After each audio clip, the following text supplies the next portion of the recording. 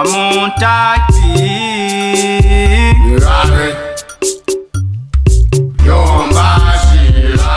Urumana do Litete Tete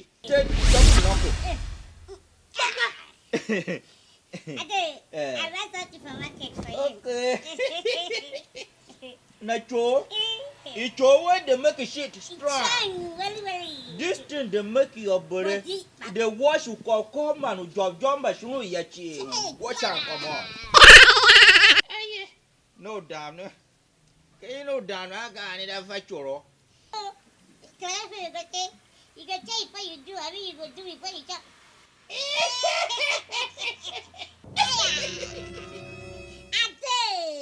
Lutete. Cut my hair. See, this is your backyard, eh? This is your backyard. The door will go as so long. The door will go as so long, ba. You carry on like this, flash. That man wait there for so long. You do and flashing. Hey, Litete.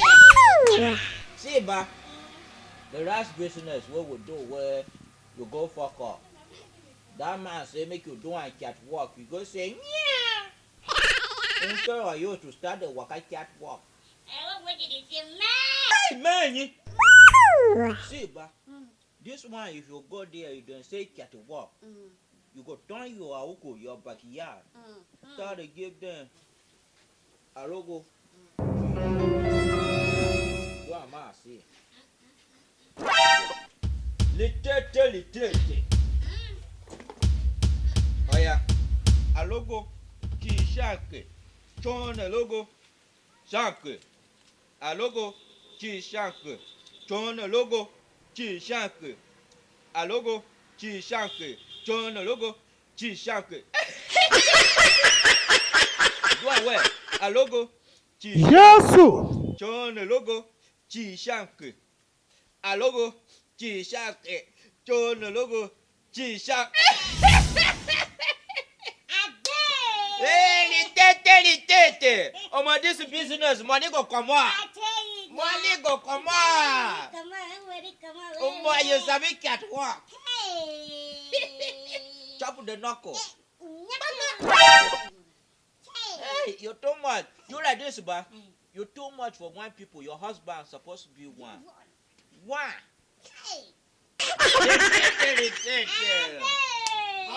Adoski.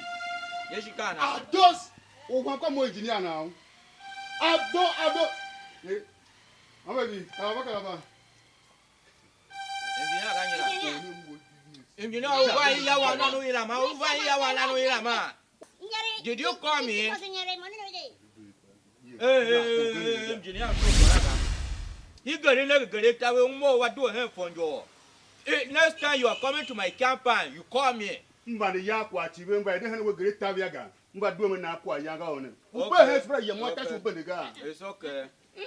Oh, I didn't know I got me. Now you bring the money. Remember, guys, when ever mama chone, what more I do with her. Young girl will go. Next time you go pay me that money. You never pay that money. No business. Hey, Litete. How fast? Okay.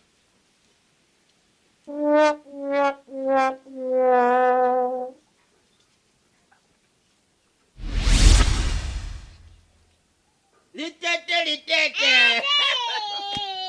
Kalaba.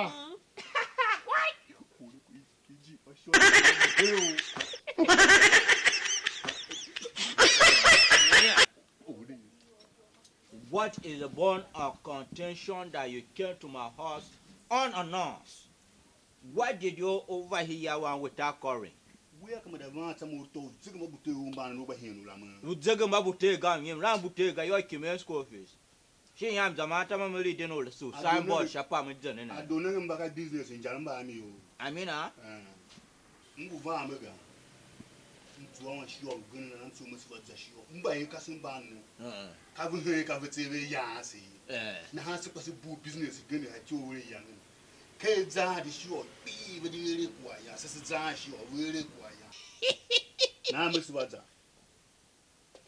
Go to Mamma Choyane.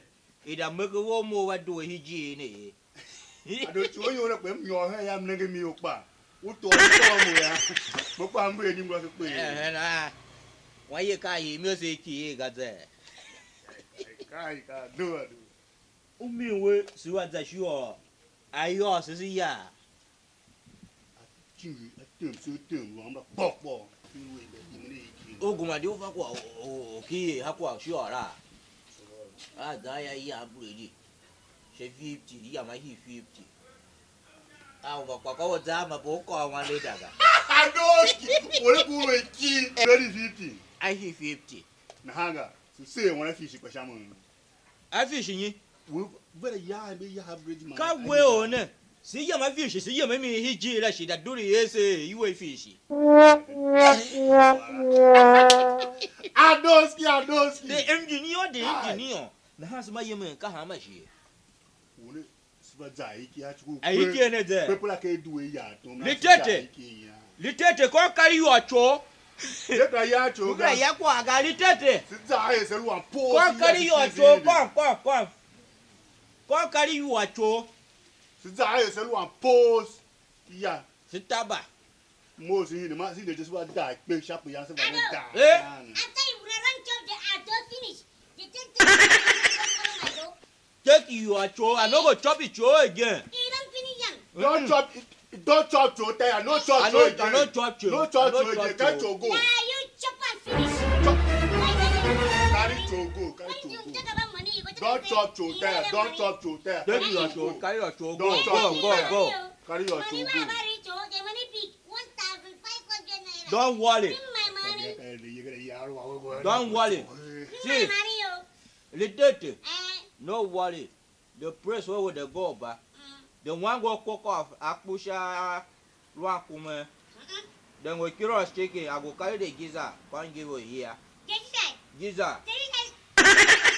I don't say lizard, I say gizzard. Take that. Woman, they just take it now. Now, man, they just Okay, woman, no they try gizzard. Joe. Wanna to kill. No, make him put himself out of the fort. Because he no try gizzard, no fort. Later, I see you later in the morning there. Done. A logo, chi shanke. Chon a logo, chi shanke. A logo, chi shanke. Chon a logo, chi shanke. Wanna be short engine and mummy gay. I'm doing, but we use a damawa. You may cut it when I Cotonou, Togo, Ghana, Panji, and Graza.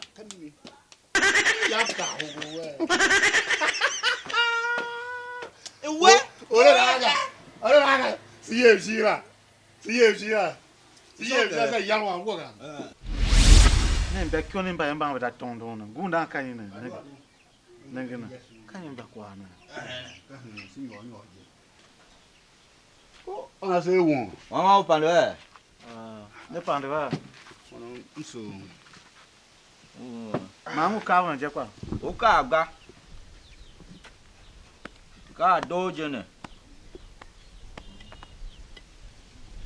One kind engineer. I want you one boy. Up and go. So another one. Shambridge. Shambridge ganyo. Shambridge gamo nanga wese. Shambridge. Bashama.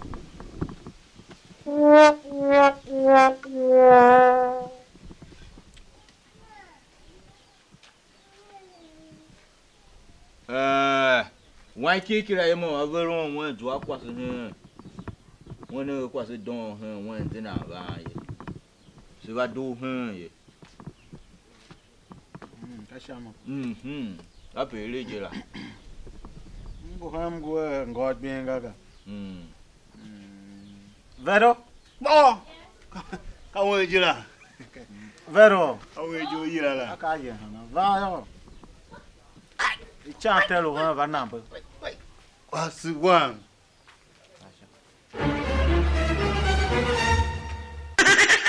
Engineer! Come on, you know. Away. Follow one bomb. Vero?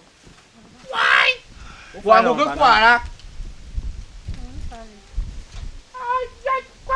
Kwangu ka kwa ya engineer. Ko. Bo kwa he. Kan yi ro we se ne. Kan won je ne. Ana se yi ro. Yi ro mfaga. Da va ya mbela me tungwa nja mhora mbi eke da na. Mbe ya manye. Umwaga. Mtsula ba. Vanya chivi ka yoga. Iwasa jama wa me wane ke vanya chivi ka ke. Ba. Vero moda eva kwa ya. Gwe. Won hipo wa we kwa ya na te po hun ba won. So da wo ike ga. Na won da wo do ka ha. Moyo. Mom go ba gun. Hi makodi he. Hi mare hi makodi he ni mbesi hi makodi he. Ji mango ma hi makodi he.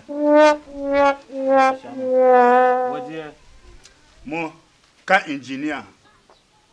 Engineer de la me bien pour la me engineer te ko ma won pa ko. Kara mi ke shima yo ma de we shu yo. Bo ye ra won je kuma.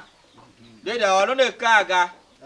Wa yi si sa ka engineer he ne gba be shu oro no de. o je la ka o ta to je on le wo aye ke ko no pa won ha ba. Ya lu chu.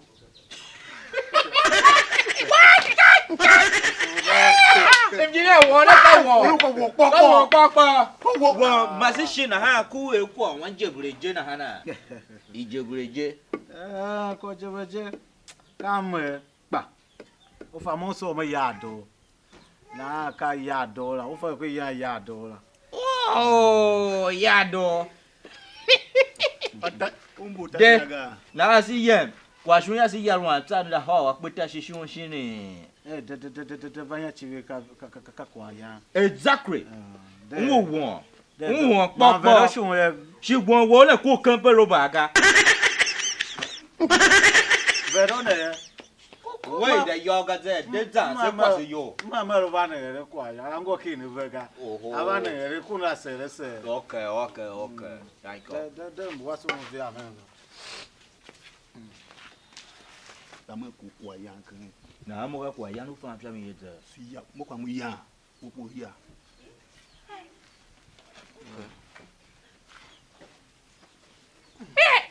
Ara se wo. Won Popo. Hai. Won wo le ko kan pe lo baga. Ko si wa se. La me kange mo hen do la me kange. Engineer wo va mo hen wo wa pile me shi. Mo mien. Me si ye nje shi o ne pe gaji gane.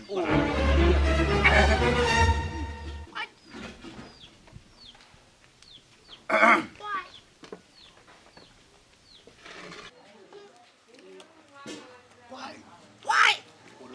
On pe pa shi siva. Pe pa shi mo va shi yo yin ne. Pe pa shi mo va.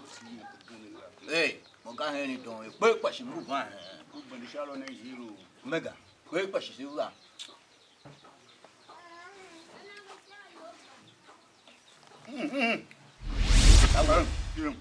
Do nyombe kenya. Na ka mo ka wo kwa ka wo ka ran kwa ya. Me ton me no. Me bi ka shi o ya mo. De ren wo siva. Ka shi o ya me ton me no. Me ye gane la. De ren wo siva he yo liji ni ka. Na ha dem ka ro kwa. Ka wo wa no so da we sha ro ga ga. Dem ka ro kwa. O da we sha ro ga o. Shi o ne ki yo go ka shi o ya. Nenge. Ya lo. O ti we ne senge nyanga. Ya lo am di ma mu da ne fa. O ti we ne senge nyanga. O gade na ne senge sha Do nyanga. so chukula. Mo pa ya ne me a ke ko nga ngo ti. A mo bunda wo mi ya nyanga o da we sha ro ga. Ado si ya lo. Ka wo wa gun ne. Mega ka mo naga breaking. Mo ma na 15 naira. Ni ya ma hi. We ya bo. Kwa ne kwa nya me papa me no nya. Cha ndo e shem je maka mo tun ya. Ngwa. Mara wo. Be si ye me share ga. Uso yo ye maka na wo da kan kwa. Nwa ye ku e ke jume. Semba gade sumba ni a senge sha ko nyanga. Ado na ha ya lo. Ngwa ze. Ya lo an. O ti pa ni senge sha nyanga ga. Ngwa la. Ba ngun ka nya yo we. Mo pa ngu ya nya he hingon ka ha yang ya. Yang yo we ku mo ngwa la. yang有个姑妈早干，我干摆有瓜啦。你有人问吧？嘿，有一句那个，可不知道为啥路噶？啊，都也是呀。真的问吧，赶紧和你挂翻喽。呀，乱去有诶，去。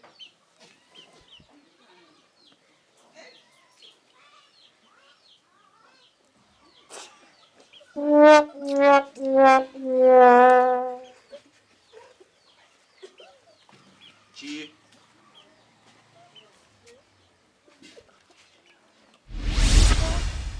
有你来了。今天。嘛，我想要玩的那位你啊，你把龙加回来用啦。我把手机也拿个，我啊。Dem tahu. Buat kiri yang pasal Dekat kuat tak ada jalan. so Wah. Aye. Apa nuna? Wah, berapa? Nawanya. So na java. Waga. Yo, viene pas con nongo, va a estar en dikia. Ni apa na java? Sisi kau, eu one bread, banyak dong kali dah. Wah.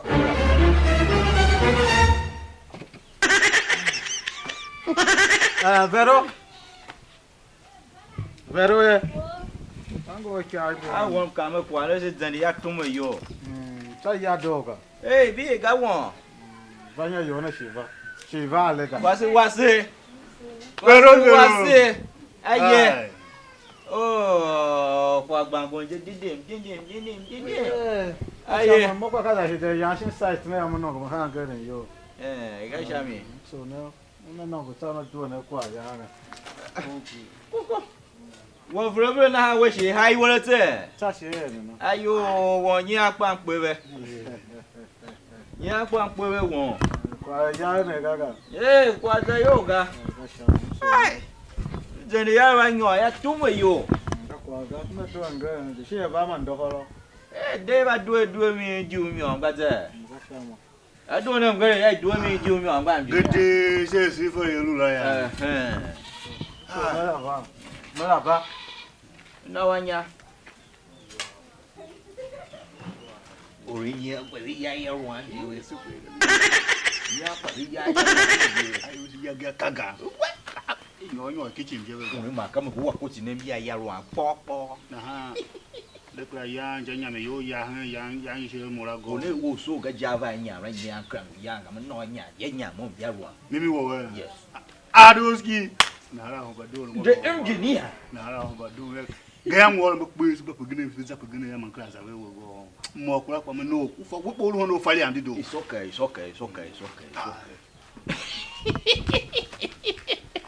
Mega, the younger Yasu Buru, Niano Rokwa, Papa Nega. One, in the Papa Jango Yakwa, Gami Yakwa, me, the Javania.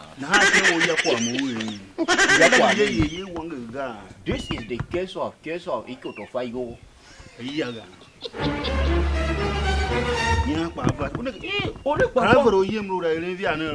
It's okay.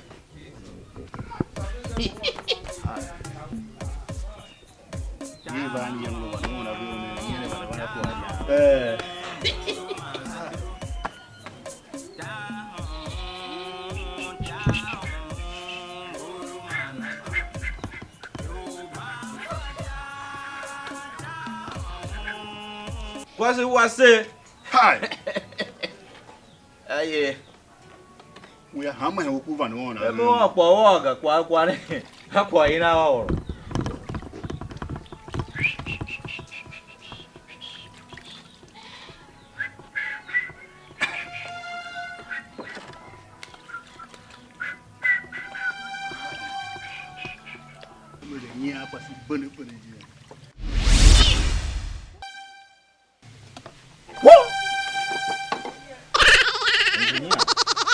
I do talk, Mammy here, and I look at the eye, him, ready, Shima. Velo, can you quarter? Kwagh young gaze. What young got there? Se vai hen wan go ye won ka ye wo he se kwa ya ka bread you se da va mi no hide o ton do ha hen kwa shi wan hin ba se va mi we hide mi wa ne se ye Mo sa me kana ban shonu va ni engineer ado mu fa cho kwa me ka chawe kwa wa mo hen mo wa ne ga mi ga ka pe kan le ni ta hi ya ne no ga jene iva ka sure yo se ve hen ye mu ve ne kwa ne mu da wan ba je me wo kwa se na o kwa so na对怪呀个，那你办法，今天没样子。ado he啊，just 不是那些拿没样子。 he just yin mo kwa mo sha me ka won ka bird ma hi tsiri ye ga me na van shoni va hi mo bird